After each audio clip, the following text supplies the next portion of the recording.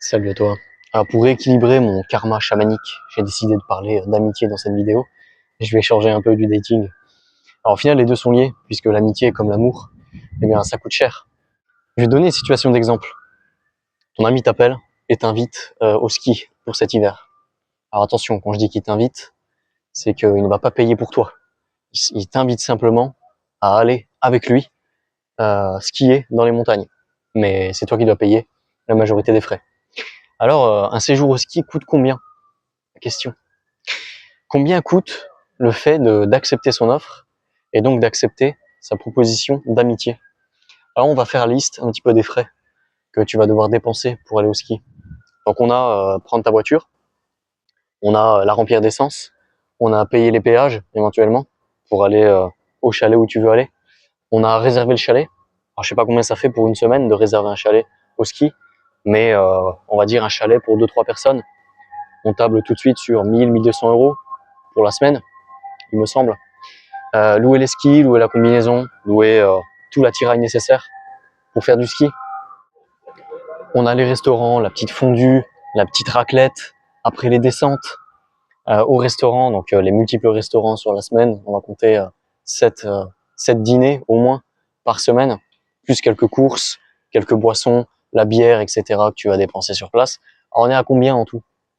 Combien pour une semaine au ski dans un chalet avec ton fameux ami? Allez, 1500 euros, peut-être pour la semaine, pour un peu moins, 1200 euros. C'est pas mal, hein? Donc, c'est-à-dire qu'une semaine d'amitié vaut 1200 euros. Une semaine d'amitié au ski. C'est pas mal, hein?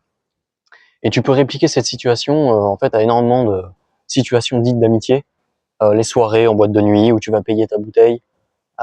Tu peux aussi te la faire payer, mais tu vas devoir aussi raquer à un moment donné. Sauf si on te paye pour ta présence, mais dans ce cas, tu es plus une femme qu'un homme. Alors, tu vois ça avec les clubs de foot, club d'aviron, club de judo. En fait, tu payes ta licence, tu payes l'équipement, l'attirail. Et les amis que tu peux te faire dans ces clubs, eh ben, sont payants en réalité. Passons à une partie un peu plus formelle. Je vais tenter de te décrire l'amitié au moyen d'une formule mathématique. Pourquoi par ce moyen-là? Et là, tu sais, les économistes universitaires académiques ont pour habitude de formaliser, c'est-à-dire mettre en formule mathématique, les différents liens qu'il peut y avoir entre les agents économiques, c'est-à-dire les investisseurs, les entreprises, les ménages, etc. Et ben, on va essayer de faire la même chose avec l'amitié. Donc j'ai identifié un certain nombre de variables qui entrent en ligne de compte quand il s'agit d'entretenir ou de faire naître une amitié. Donc je vais te faire la liste de ces variables et ensuite je te donnerai la formule qui permet de quantifier l'amitié. Je vais t'écrire les variables successivement ici. Alors en premier, on a le temps investi, compté en heures. Combien de temps en heures tu passes avec la dite personne. En deuxième, on a l'énergie émotionnelle dépensée pendant ce temps T. Donc je l'ai compté en kilocalories. Si tu vas au restaurant avec cette personne, eh bien combien de kilocalories vaut le repas que tu auras mangé avec cette personne? Ensuite, on a la variable A, le budget dépensé lors de la visite d'un ami. Donc, combien tu vas dépenser pendant la période de temps où tu vois cet ami. Ensuite, on a la variable L, le coefficient de loyauté. Un ami loyal, un ami fidèle augmente évidemment la valeur de l'amitié. Et on a la dernière variable, la variable D, coefficient d'apport de tranquillité. Est-ce que cette personne t'apporte de l'apaisement, de la plénitude, de la sérénité, ou est-ce que cette personne te stresse, t'utilise uniquement pour parler de ses problèmes et pour faire semblant que tu l'écoutes, ou pas? Alors le coefficient de loyauté, sa valeur est de 1 ou 2, c'est-à-dire que si l'ami n'est pas loyal, eh bien l'amitié ne change pas en valeur. Par contre, s'il est loyal, l'amitié double en valeur. Et la variable D est une variable entre 0 et 1. Plus la variable D est élevée, plus l'amitié est inchangée. Et dans le cas contraire, si la variable D est à 0, c'est-à-dire si ton ami entre guillemets avec qui tu es ne fait que te stresser, ne fait que t'utiliser, la valeur de l'amitié en fait tombe immédiatement à 0. Donc D est compris entre 0 et 1. Voici la formule au total. Donc on a le coût de l'amitié est égal à T plus E plus A multiplié par L moins D. Donc c'est la logique que je te disais. Donc on ajoute le temps qu'on passe, l'énergie dépensée, le budget dépensé, on multiplie par le coefficient de loyauté et on retranche la valeur de D si l'amitié n'apporte pas de tranquillité. Alors, est-ce que cette formule peut être appliquée dans la réalité? Bon, c'est un peu compliqué. Tu auras compris que énormément de variables que j'ai citées relèvent un petit peu du subjectif. On peut compter le nombre d'heures objectivement, on peut compter les kilocalories, on peut compter les euros. Par contre, compter combien le supposé ami apaise ou rend dépressif, c'est un peu plus compliqué, c'est un peu plus subjectif.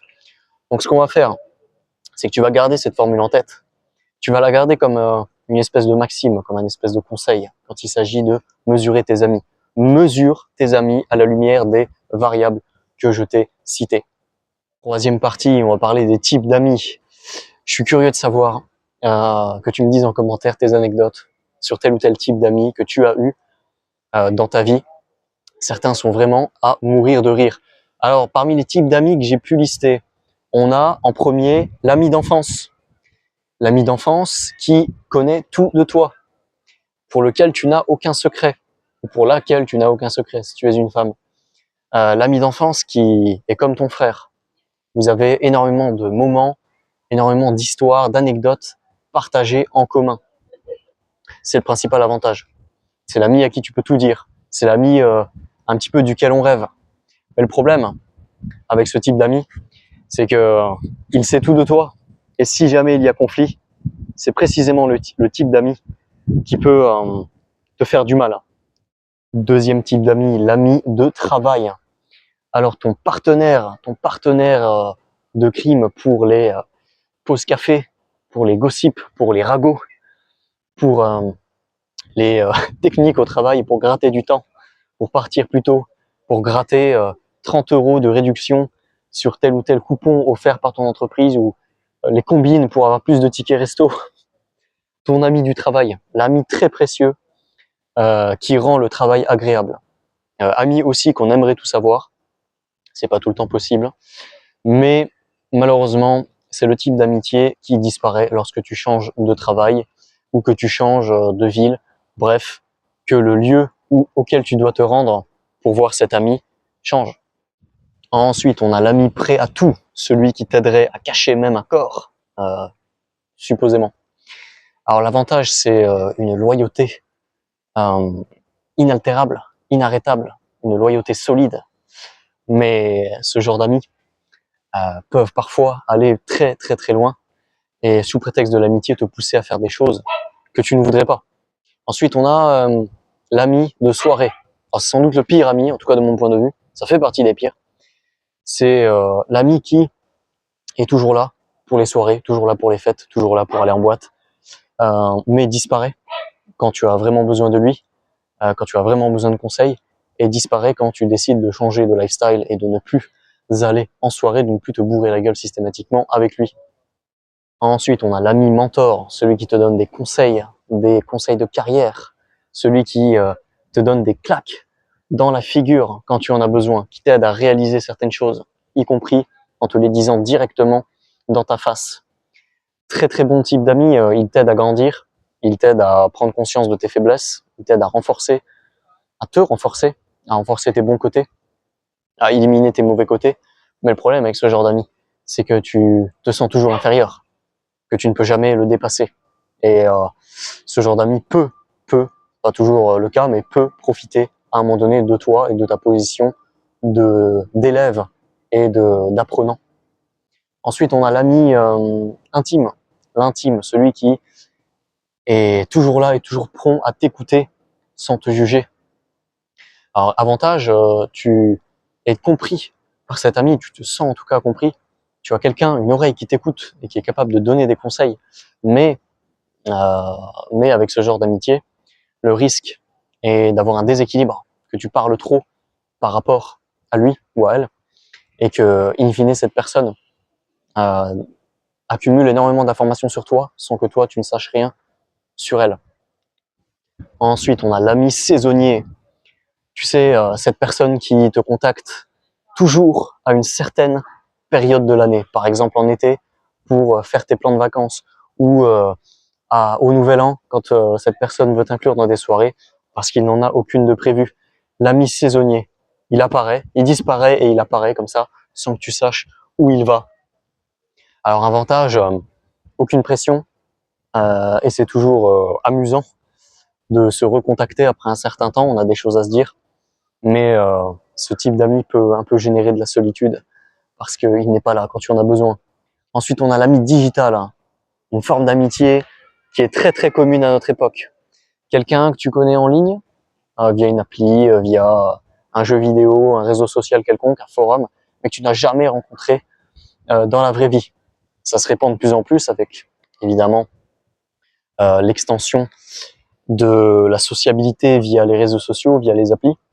Alors c'est bien ce type d'amitié parce que vous savez directement quelle niche vous intéresse et vous pouvez directement vous s'entraider sur les niches qui sont vos passions. Par contre, l'absence de présence physique fait que ce n'est pas vraiment une amitié, c'est plus un conseil digital. Et pour ce type d'amitié, je dirais que ChatGPT fait très bien le travail aujourd'hui. Et pour terminer, on a l'ami dragueur. Alors l'ami dragueur, tu sais, c'est ce mec ultra successful avec les filles. Quand il va en boîte, c'est lui qui est au centre de l'attention, toujours, tout le temps et partout. Alors avantage, c'est que tu as accès potentiellement à énormément de filles grâce à cet ami, mais en fait tu es toujours derrière. L'inconvénient, tu es toujours derrière cet ami parce que c'est assez peu souvent toi, comparé à lui, qui va avoir accès à ces filles. Alors après avoir fait la liste des types d'amis, on va voir comment choisir ses amis. Quelques conseils pour bien choisir ses amis. Alors premier conseil, tu dois chercher des valeurs communes, non pas juste des hobbies ou des activités. Les valeurs sont ce qui définissent les êtres humains. Par exemple, l'honnêteté est une valeur. Le sens de la loyauté est une valeur. Le sens de la responsabilité est une valeur. Ne cherche pas des gens qui simplement partagent certaines activités avec toi. Cherche des gens qui pensent comme toi, avec le même état d'esprit. C'est à cette seule condition que tu vas pouvoir trouver des gens avec qui tu vas avoir des relations longues et profondes et durables. Tu vas rencontrer des gens en qui tu pourras avoir confiance parce que tu sais qu'ils auront les mêmes valeurs que toi. Ensuite, deuxième conseil, tu dois prêter attention, faire attention à comment ils se comportent dans des situations inconfortables. La personnalité de quelqu'un peut extrêmement varier et changer en fonction des circonstances, en fonction des difficultés.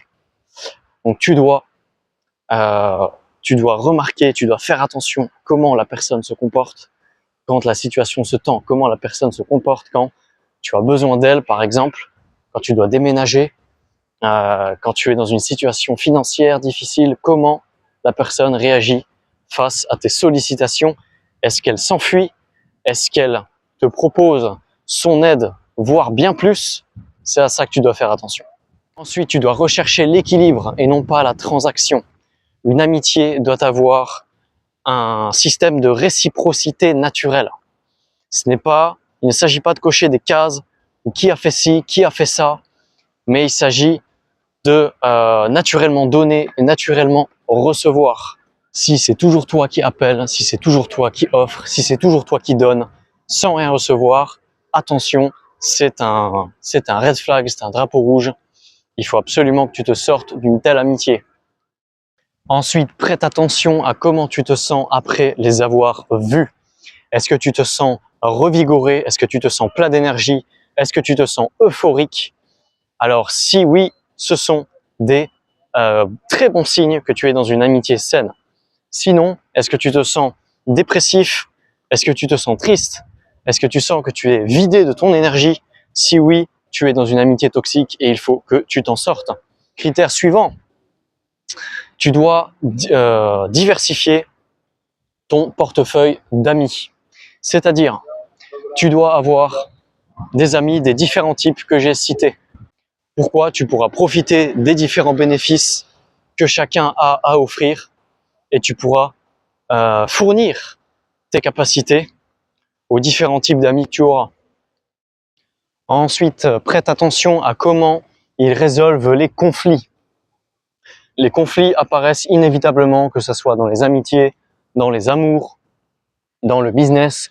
Prête attention à comment ils résolvent les conflits. Avoir une amitié saine signifie que tu peux avoir des désaccords sans pour autant casser l'amitié ou sans pour autant que cet ami essaie de profiter de toi ou de te faire culpabiliser. Et le dernier critère, très important, cherche quelqu'un qui respecte tes limites. Cherche quelqu'un qui ne va pas essayer de mettre la faute sur toi tout le temps, qui ne va pas te faire perdre du temps, qui va accepter certains de tes hobbies, même s'ils sont tabous, même s'ils sont peu acceptés socialement. Très très important d'avoir quelqu'un qui te donne son temps et à qui tu donnes ton temps dans un échange mutuel. Voilà, alors je suis curieux de savoir quel type d'ami tu es, quel type d'ami tu voudrais avoir et quel type d'ami tu as en ce moment. Dis-le moi en commentaire, ça m'intéresse. D'ici là, je te dis à la prochaine. Ciao.